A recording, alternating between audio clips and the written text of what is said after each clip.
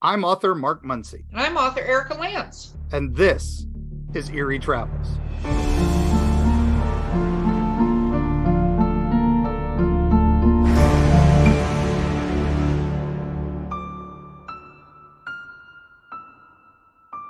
Greetings, travelers. Greetings, travelers. Greetings. I don't know why I Yeah. Oh said my it like gosh. that at all, I actually. don't know why we all try to say it a little different each time, but it's still it's still fun. It's still It, fun. it's always fun. Yeah. Um, I have a couple of things before we get into whatever the hell you want to talk about today. Okay. Yeah, that's right. I'm taking the lead on this one, but go ahead. Tell me.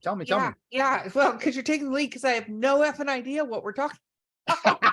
I like surprising you. Come on, there's been a few of those surprise ones that have been gold, right? No, they're brilliant, and I think the audience is like, she knows nothing, which might be partially true.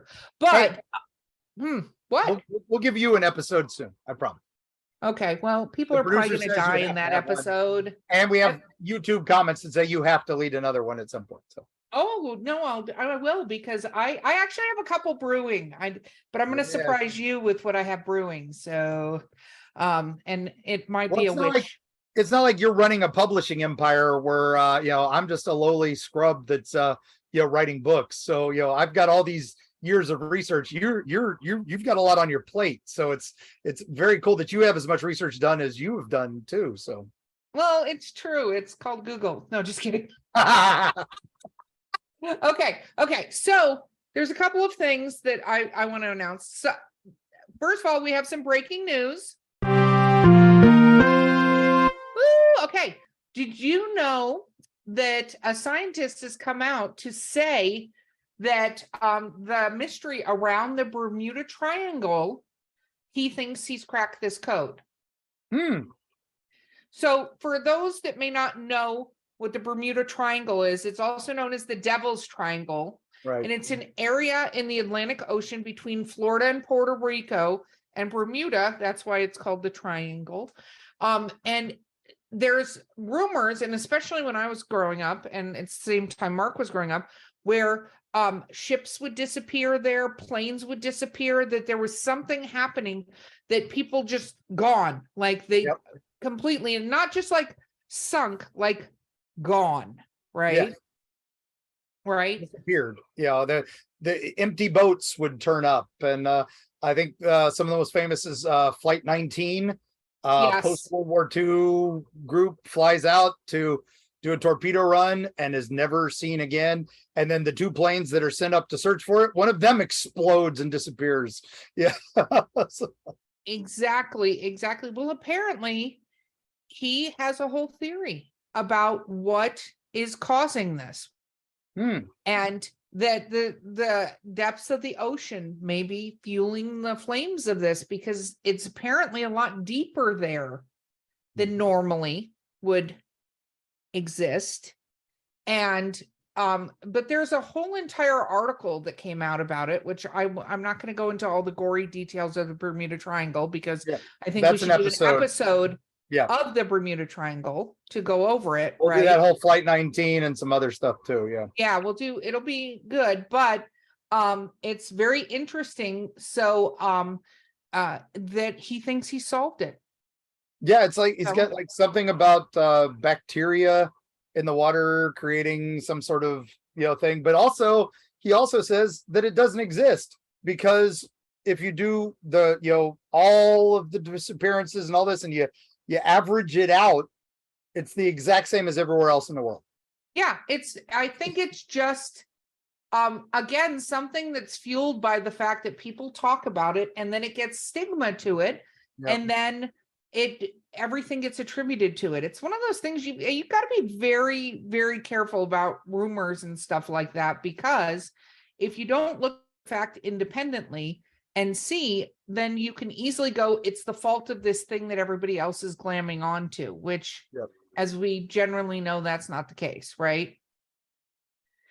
Right. So exactly. I thought that was really, really interesting. Very interesting. Bermuda Triangle. I know we're linking it in the episode, but I also have some traveler news. Oh, So, in the spirit of our loyal, amazing fans, you travelers out there, one of the things we are going to be doing is bringing some fun stuff when we're at events that you can come and purchase from us.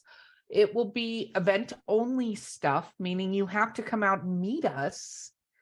But we should, at some of the upcoming events, starting probably in the August area, just because of timing. So we will have Erie Travels badges, little patches that you can put on your jackets, your bags, whatever, that show that you're a traveler with us. So that's awesome. Yeah, the people making those, I've seen the prototype. It's beautiful. I can't wait to see more. I want to see it in person. Yes, me too. Me too. So they're being made as we speak. So we will announce when we're going to be an event with those. And we're also going to have traveler t-shirts that say I'm a traveler with our Erie Travels logo on the back that you can purchase.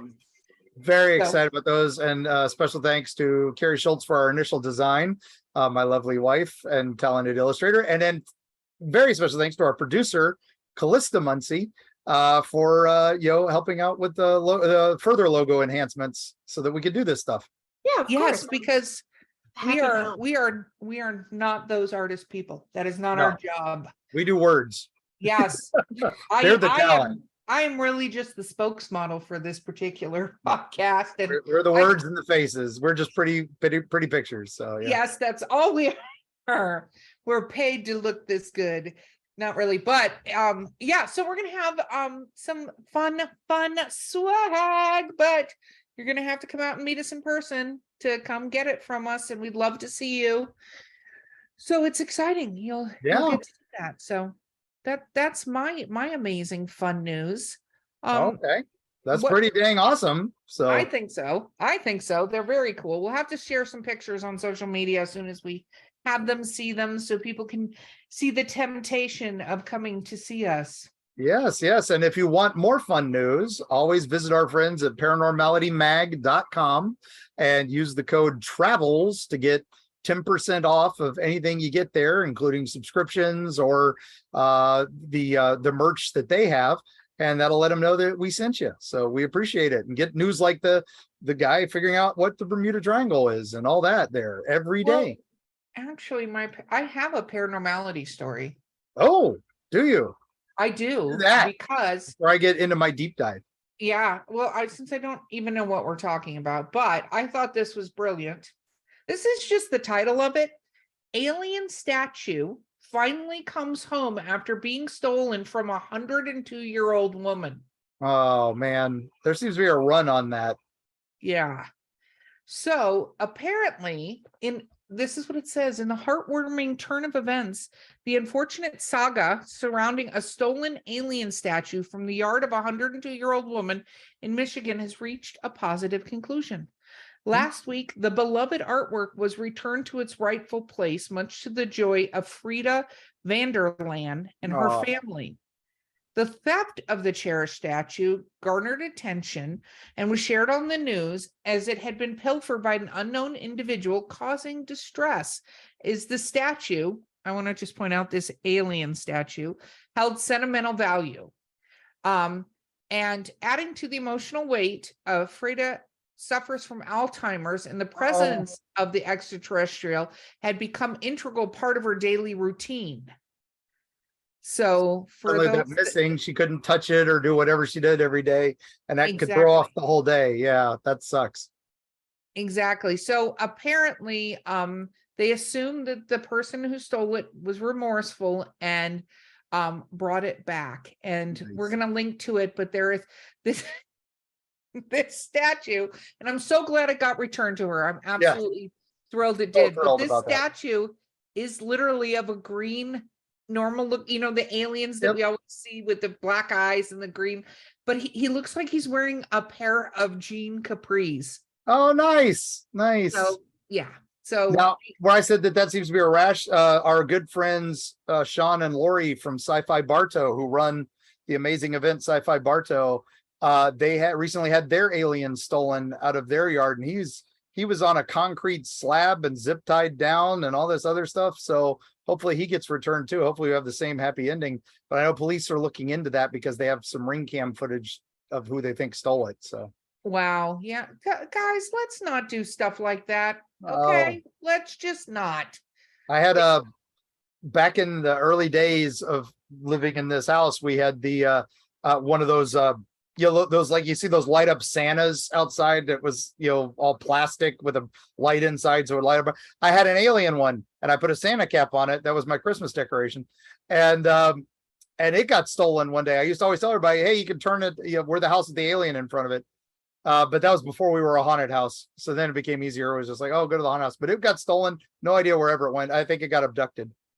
So. Well, and I'm just going to say to people listening or anybody who's even had the thought, you have no idea what that item may mean to somebody and the significance of it. So even if it's cheesy and dorky and run down, like you don't know what it means. So, if you want to find something, you can find anything on the internet. So go find your own. And if you want to take a picture, I'm sure most people will let you take a picture with whatever it is. Go snap a picture, a weird selfie. I don't care, but don't take other people's things. That's no bueno. So, wow. Okay. So are you ready? I don't know if I'm ready, Mark. Should I be ready? Well, I don't know. There may be, this is the one that Callie has been dreading me doing, because this is the one Callie is convinced will be my last episode. So if we do not do any further episodes, there's a reason, right, Callie? Does this involve something illegal? Because we've talked about not recording ourselves talking about the illegal things we do. No, this is something else. It's not illegal, but it is definitely a point of concern, I'll say. You know how my dad invites haunted stuff into his home? Are we going to be talking about haunted dolls again? No. This one is a little deeper. Yeah. I remember when Dad was initially researching for Erie, Appalachia, and he had started digging into everybody's favorite, Mothman. But he started looking into the Men in Black. Yes. Because they were around the Mothman sightings. Intricately entwined.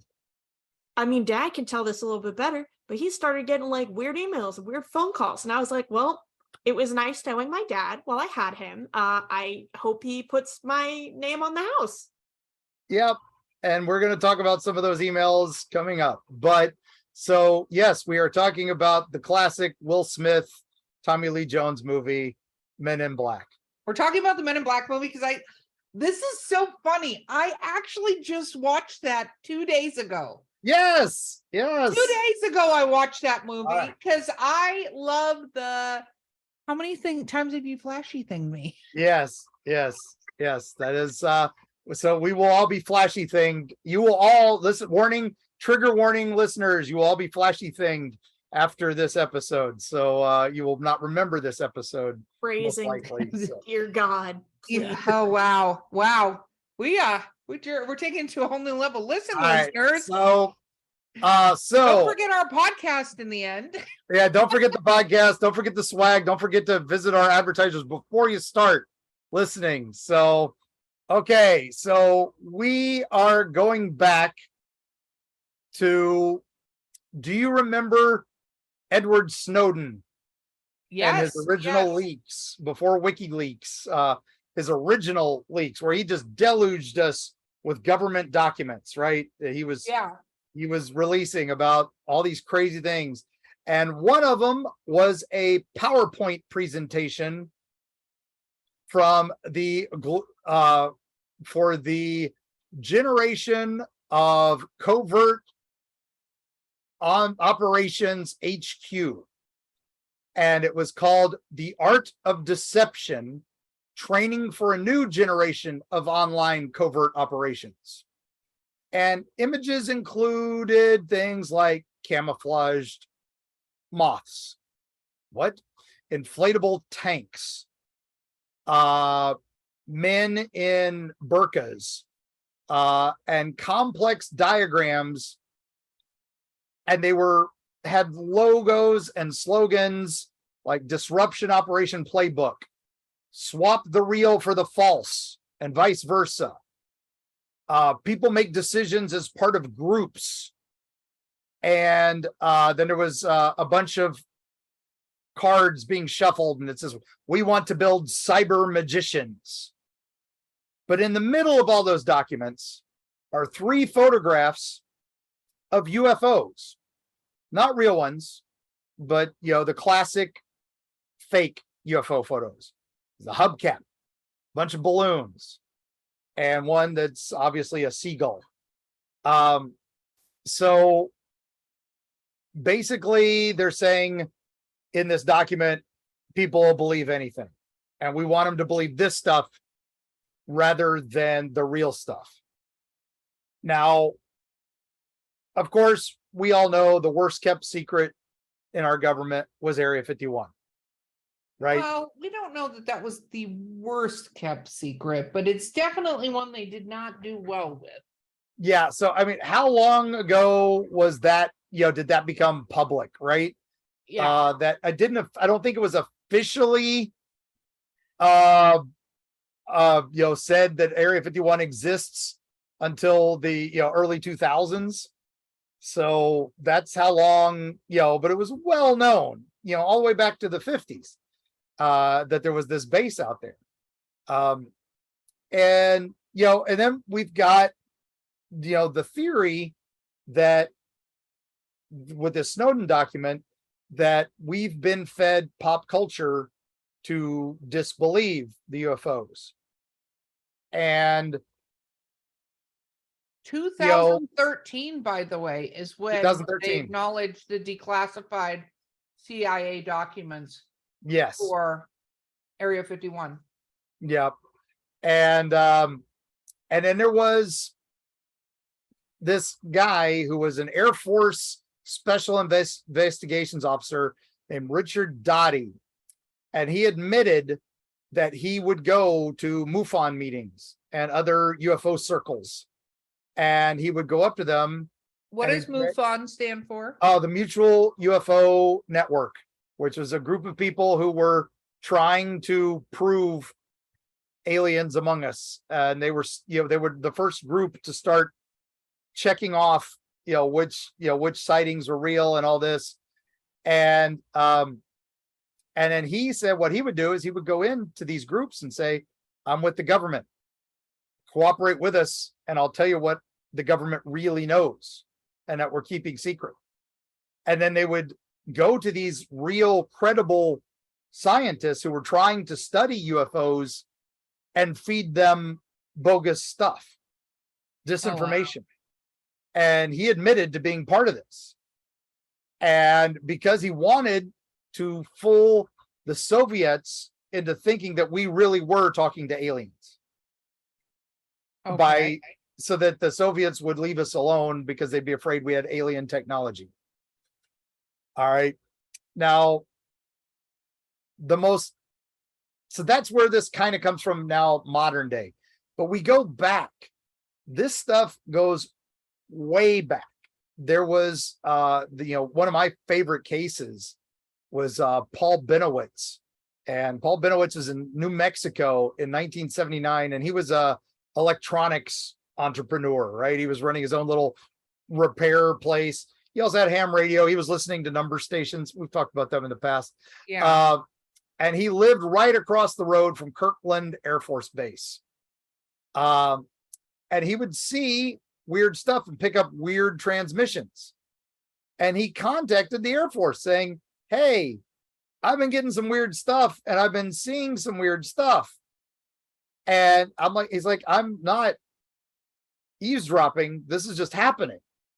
But what happened was Doty showed up and told him they were interested in his findings. What they didn't realize is he really was listening in to secret government transmissions, and they wanted to find out what he knew. Oh, and wow. So what happened was Benowitz, though, gets so into this, he digs deeper, and he thinks he's interpreting alien languages, and he's trying to spot. He was an amateur pilot, and he would go up and he would try to spot alien crashes because he'd hear the reports of a crash of a craft that he would translate. He was actually breaking government codes.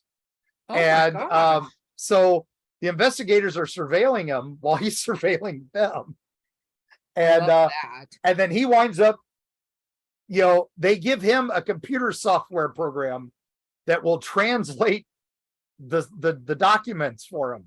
And then by doing that, they've hacked his system, and they're actually dumping fake stuff for him to discover. And it takes over his life.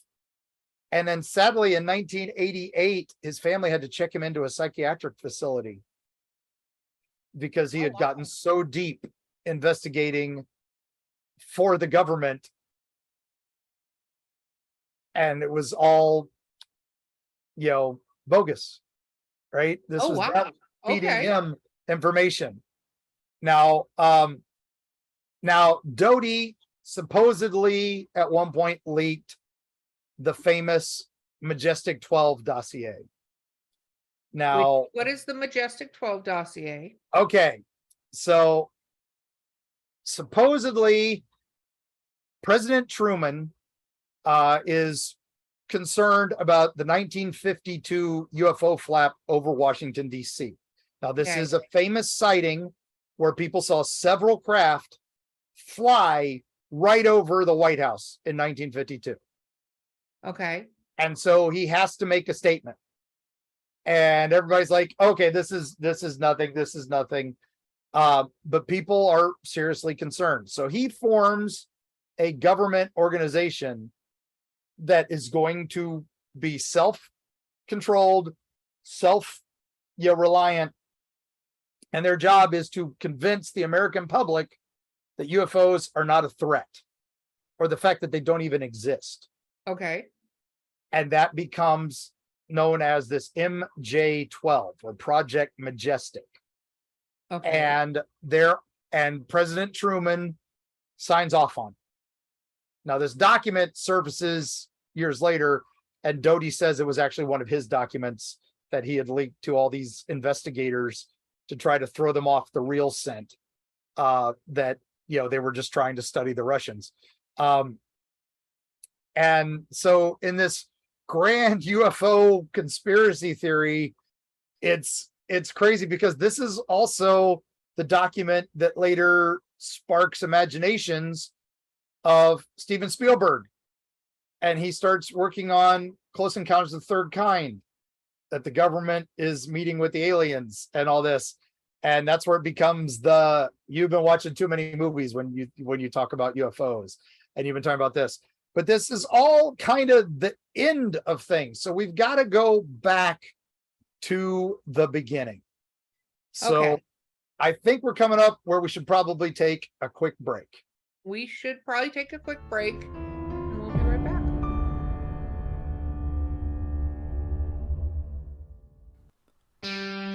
Erie, Appalachia. Gear up for a frightful jaunt into the darkest reaches of the ancient Appalachians. Folks deep within the Appalachian hollers lean close to the campfire to share stories of the inexplicable with hushed awe. Monsters rumbling in the hills, strange lights darting through the pitch black night sky, horrible occurrences almost ineffable in their bizarre tragedy. Tall tales, you might say. Tell that to the Flatwoods monster in Braxton County, West Virginia, or the Goat Man of Louisville. Look into his humanoid eyes and let him know you don't believe. And what of those apparitions in Mammoth Cave's Corpse Rock, or the Satan spawn known as the Jersey Devil? How do you respond when confronted by these mysteries? From the metaphysical energy that swirls near Serpent Mound in Ohio to Point Pleasant's Mothman legacy, Mark Muncy and Carrie Schultz explore the dark history lurking in the shadows of Appalachia. Read by Mark Muncy, author and experts on strange folklore with appearances on shows such as Ancient Aliens, The Curse of Robert the Doll, and many, many more. Greetings, mortals and others. I'm Dick Terhune, the voice from hell. I work with haunted attractions all over the US, Canada, and Europe to increase audiences and enhance their experience with highly effective commercials, narrations, animatronic character voices, whatever your dark heart desires. Let me help you do more, scare more, profit more. Find out more at Voice from Hell on Facebook and at voicefromhell.com. Okay. And we're back.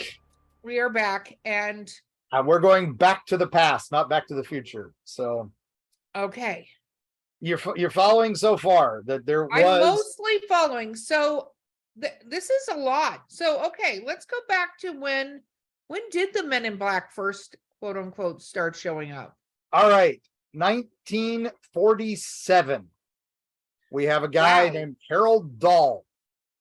He was running one of the early UFO research things, and they would do a newsletter in the days before magazines, and he would put it together. And it was he was one of the founders of MUFON, the Mutual UFO Network.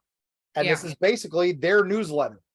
And he says in 1947, a man in a very dark suit told him to not discuss his alleged UFO sighting on Maury Island, which was he saw 6 craft land, and they left some debris when they dumped debris out, and they collected it, and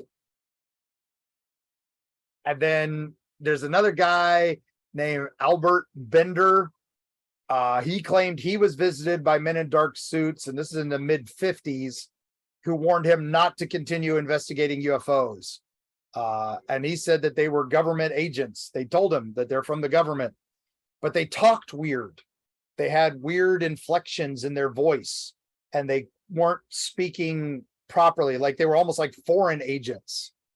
And most famously, our man who investigated Mothman, John Keel, he claimed that they would come and talk to him, but he called them demonic supernaturals with dark skin and exotic facial features.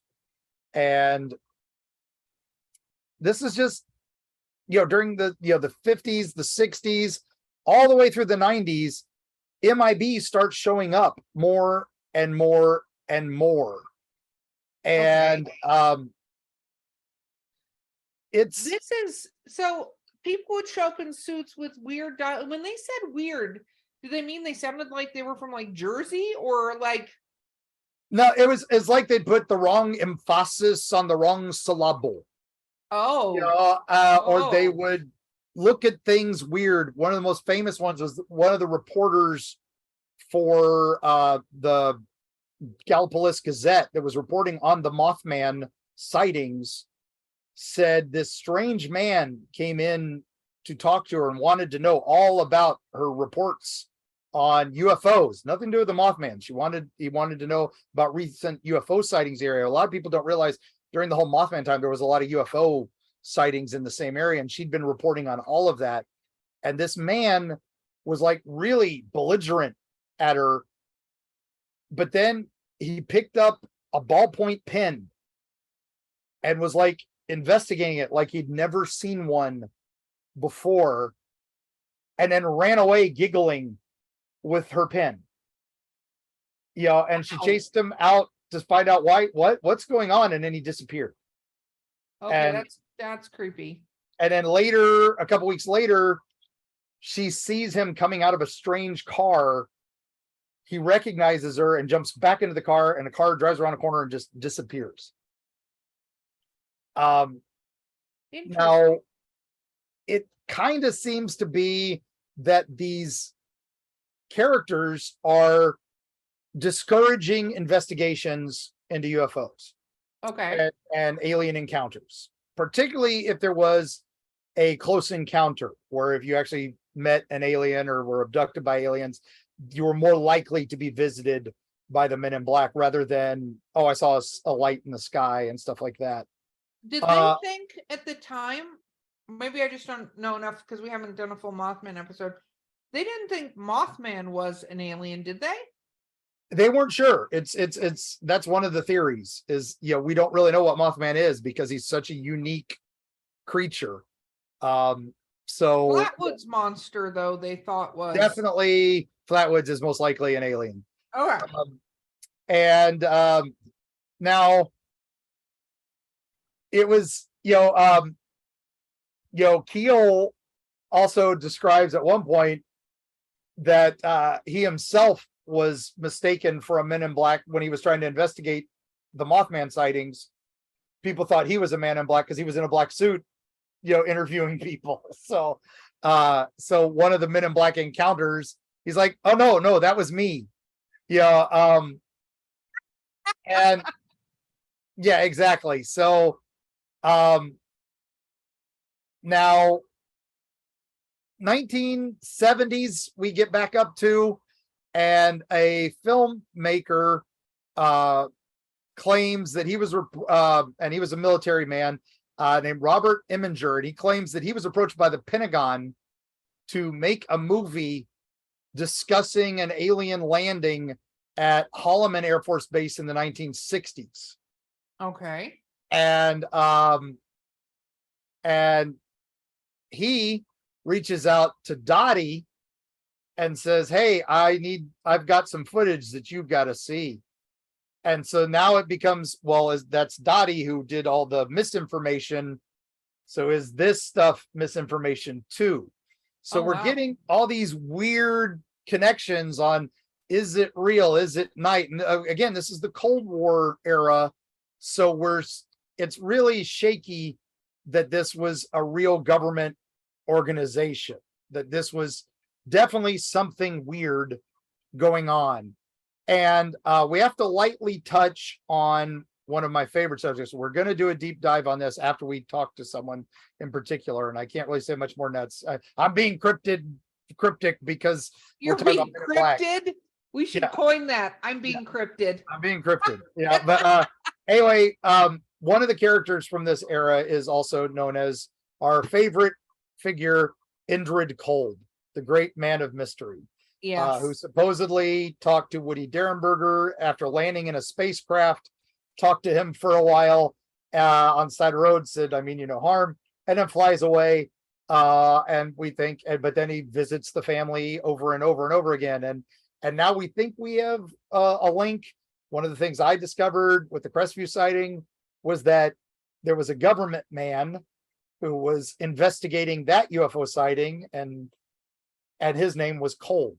So are these things, these men in black, acting weird because it makes people think they're crazy if you talk about it, right? It's disinformation. We already know it drove one man crazy. So it's literally the Hall of Mirrors. You start looking into it and you start seeing other things. And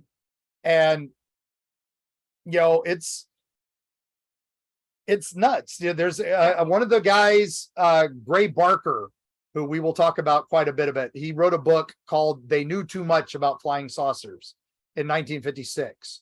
Oh, wow. And now one of his friends, John Sherwood, who wrote that book, says Gray Barker came up with the Men in Black theory as a joke, similar to L. Ron Hubbard coming up with Scientology as a joke, as a bet with another Scientologist, whether he could, a bet with another science fiction writer if he could create something.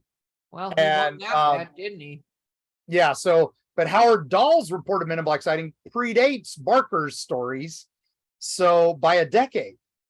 And then, are any of these true, and all this? It's really weird. And then it gets crazy because Hollywood, right? Hollywood starts learning about Men in Black, and Hollywood loves to make things about Men in Black. But what started all was Malibu Comics. Malibu was an independent comic company, and they created a series called Men in Black. And it was involving Agent J and Agent K, and they would protect America and the world from learning that aliens were living amongst us. Wow, that's because a person is smart, but people are stupid. Stupid, exactly. And I hate to say that is a legitimate thing. So the comic company goes out of business, and Marvel Comics buys them. And that's why when we saw the movie suddenly come out, it says based on a Marvel comic. It was actually an old Malibu comic. But then the movie comes out. Now, our good old friend, Richard Tucholka, who passed away a number of years ago, he invented a game called Bureau 13. And it also involved basically Men in Black, but they investigated supernatural and everything. And that was an old role-playing game in the early 80s. So it predates the Mark, comic. It predates. Mark, did you figure out an episode where you could talk about this game again? I will talk about Bureau 13 until the day I die. So. I know you will. I cannot believe you managed Richard to come up with an Tucholka- episode to talk about that game again. Richard Tucholka does not get enough credit. He invented Stargate and he invented the X-Files, and he gets no credit because, I mean, well, he inspired them. I don't know if he invented them, but he gets no credit because he was, a postman who did role-playing games, stapling him, into pages and binders. But I will carry his legacy with me forever, and I will spread the word. So look up Richard Tucholka, gang. But anyway, so Bureau 13 predates that a little bit. So it was in the zeitgeist. Everybody knew the Men in Black was this thing. Now, decades pass, and I am writing Eerie, Florida books. And I am starting my research on Eerie Travels. Callie, insisted that I bring this up. So, although she's insisting that I don't talk about it, but I'm going to talk about it. You can't stop me, Callie, unless you edit this out. Well, it was very nice to meet you. And it was nice to know you, Dad. It's awesome. It's great. All right. Bye forever, I guess. Love you. All right. All So right. here we go. And so that's the story. Did you enjoy it? No, just kidding. Just kidding. All right. All right. So here we go. I got a letter, and it was from someone who said, hey, I work late shift, and I needed to be up all night to work on my school project the next day. So I took a few extra no-dos, and when I finally went to sleep, I was still, kind of feeling it. So I wasn't really deep asleep, almost lucid dreaming. Okay. And suddenly the door to his apartment opened, and there, standing at the foot of his bed, was a man in a dark suit. And he says, it's time for you to come with me. And he leads me over to my closet where I have a dark suit. And he has me put it on. And he leads me out of my apartment and out of my apartment building. We walk a few blocks over, and I'm in this trance. I can't stop myself. I'm just following this guy. And we go up some stairs into another apartment building. We go up to the third floor, and we knock on this apartment door, and this lady comes out a short bit in a bathrobe, because it's late at night, and she's like, can I help you? And he and I tell her, you saw some strange lights in the sky the other night. Don't tell anyone about it. Or bad things will happen. Did he flash anything her? Well, that's basically what they're saying is, don't talk about it. Don't do anything. And she's almost in a trance by the way this guy is talking to her. And again, this guy mentions that he was talking very cadenced and saying the words very monotone. And he said it was lulling him back into a trance too. And then he was standing there, and then he had some words that came out of his mouth that he did not recognize. That was not him saying, yeah, or we'll be back. And then she said, thank you. And she closed the door. And then they walked back to his place. He took off his suit. He laid back in bed. And the man said, thank you. We may need you again. And then he disappeared out the door. Now he woke up like instantly. Said, oh man, what a dream. And he looks over his closet. There's no suit, no nothing. But his alarm on his door to his apartment had been opened and closed twice in the previous 2 hours. Okay, so that nope. So, Nope. Tingles. I think we talked about this on a previous podcast, this incident with the we kind of hinted at it, when we talked about it before, but it's so now many thoughts. he tried to follow those footsteps back to that other apartment complex and could not find it. But there had been a report in the paper from a few days prior of lights in the sky over his town. So now he thinks the only reason he was awake for it was because he had taken all those no-dos and was not dead asleep. And so could the Men in Black be using sleeper agents? I mean, I hate to code that turd, but that's basically, if you're in a lucid, transient state, this You is know what you're crazy. supposed to do? I learned this. You're supposed to ask the people around you what day it is. What's the date and the time? That's what they say to do when you're lucid dreaming like that. Ask people around you what the day and the time is, because apparently it's really weird and the people in your dream will not tell you that.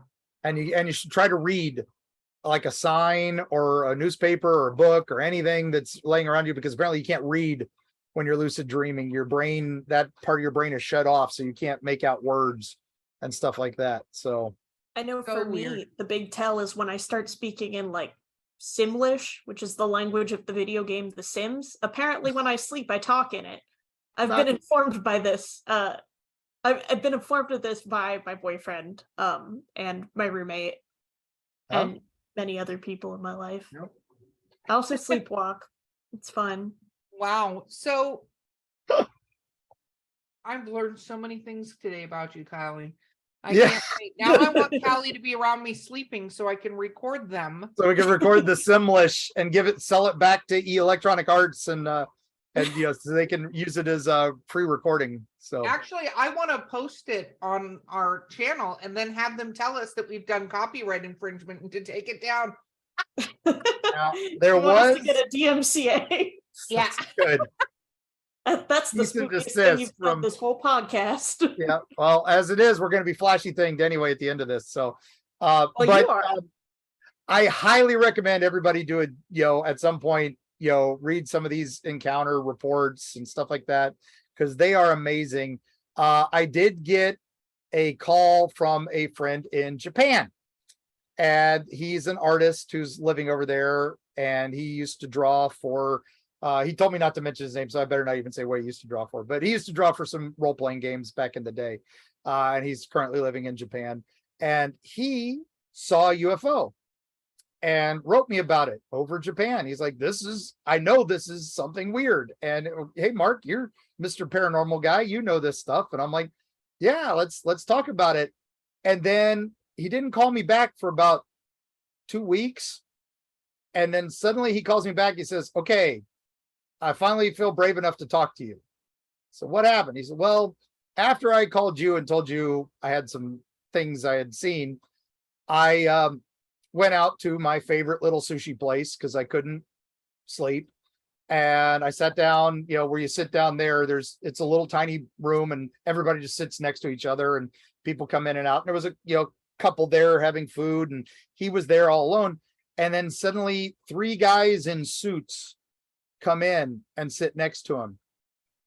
And they look at him and say, oh, you're American.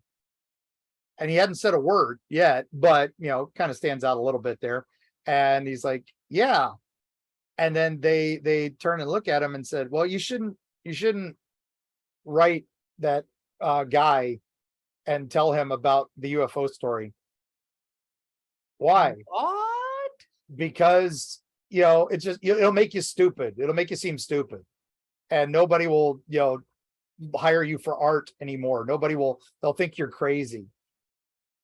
And he's like, how did they know anything about this? He hadn't said a word since he'd been sitting down there.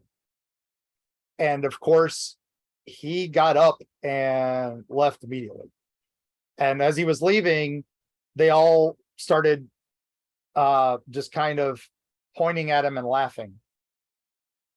And he was afraid to tell me about that for 2 weeks. And he didn't write it at all. He dropped all communication with me until he called me, because he's like, I'm telling you this on the phone.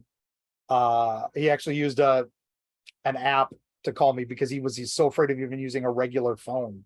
Wow. Call me about that.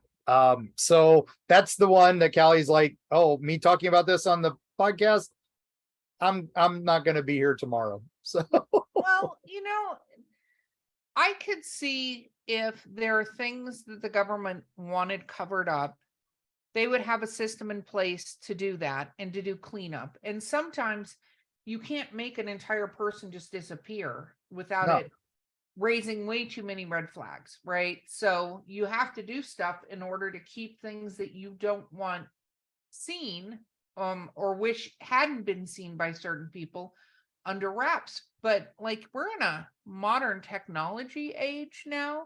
It's a lot harder. I mean, look at the fact the government is having to acknowledge UAPs, you know what I mean? Now they can't just go, oh, it's a weather balloon, because people have pictures of this thing that legitimately was not a weather balloon, right? Right.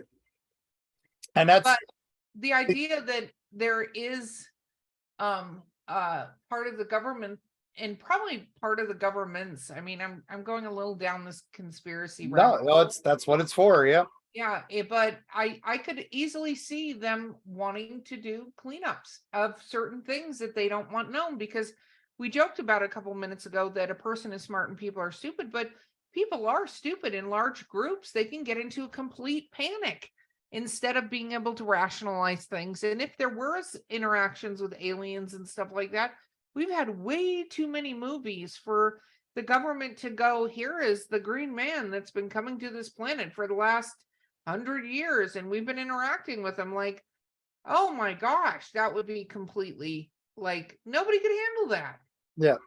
No, I mean, we'll have to talk Roswell on a future episode, because that's actually the first, I think, disinformation campaign, because they say, hey, we found a crashed spaceship.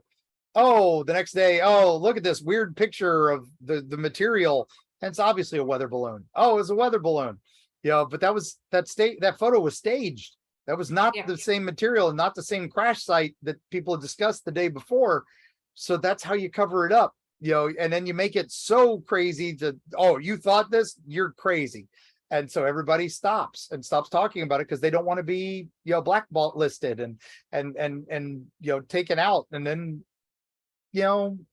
then we've got a secret base that we don't talk about. And years later, oh, it was a secret thing where we were listening in the air for nuclear explosions from the Soviet Union, and the bodies were crash test dummies to see if they would survive a fall. And why were they shaped weird? Oh, they were monkeys.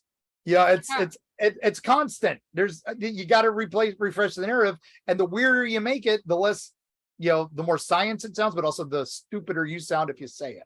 So no, it's true, but it's interesting because we've changed so much that, you say stuff now, and there is there's more and more videos that have been leaked on creatures and aerial phenomenon, and pictures out from airplanes and stuff like that. That, I mean, some of it's fake, but some of it is not fake and is being proven to be not fake stuff. And it causes you to go, this could be real. Because I know there are people that you say there are aliens, and they, we've talked about this before on the podcast, but anybody who doesn't think there are aliens is a total idiot to me. Like, how could you not believe there are aliens? And whether they've come here, whether we've had them, I actually think, Now, are they doing cattle mutilations and all this other stuff? Who the hell knows? But, I think some of what has been seen, some of what has been found is very legitimate. And it sucks that it was to a point where they were negating it. Because one of the worst things in the world is when you have something that is true for you and it's abolished in, like, as a thing. Yeah. And in all honesty, gang, there have been so many Men in Black encounters. We could, do days and days and days listing them all. We've got the movies, we've got the comics, we've got, there are many books on the subject, and if they're trying to just, be a disinformation campaign, it works. Look at the X-Files episode with the Men in Black. It's probably one of my favorite episodes. Jose Chung's From Outer Space. If you can look that one up, gang, you've got a lot of fun on your plate.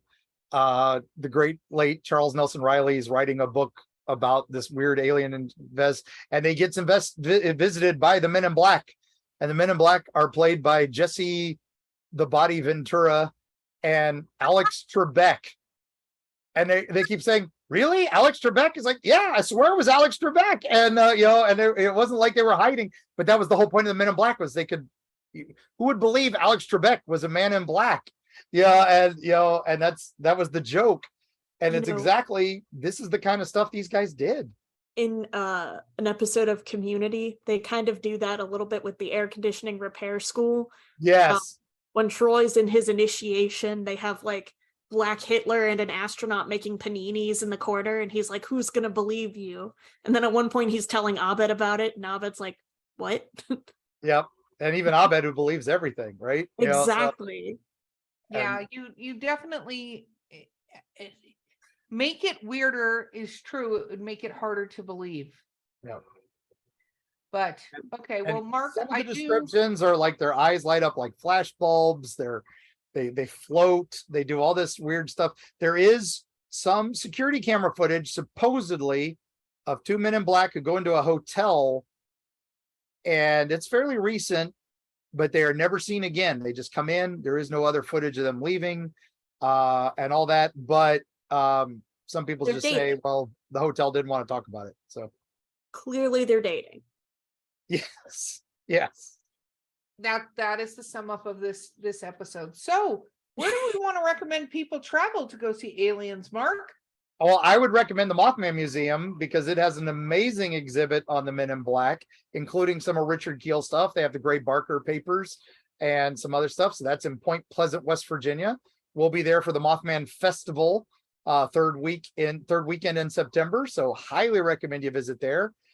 Other places to visit to learn a little more Mothman lore is Mothman lore, the Men in Black lore. See, they've already flashy thinged me. I've forgotten what we were talking. I see that. The other place to visit would be Area 51.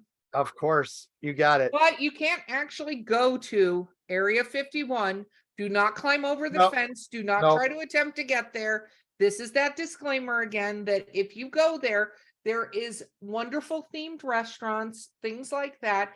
And there is actually a great CW show called Roswell that they've re-upped it again, but it was a really great show around that area and it involves aliens. So if you do not want to leave your house and you want to travel with me, look up Roswell, the TV show. Katherine Heigl was on that. It was one of her first things. It's a lot of fun. And then my last place I would recommend going is Universal Studios, Florida, and ride the Men in Black ride. It is so much fun, and it even has a little fun pretend you're riding another ride at the beginning before you get on the Men in Black ride. It's a blast. So it is a lot of fun. We recommend that. And we hope you guys had a great time visiting with us. We'll miss Mark when he's taken away. Yes. And both me and Callie are flashy things and don't remember he ever existed. So yes, I remember my immaculate conception. Yes, exactly. Two rocks were struck together in a cosmic. No, just kidding. Okay, and we will have the great Destiny Beard play us out. And as always, gang, we will see you on the other side.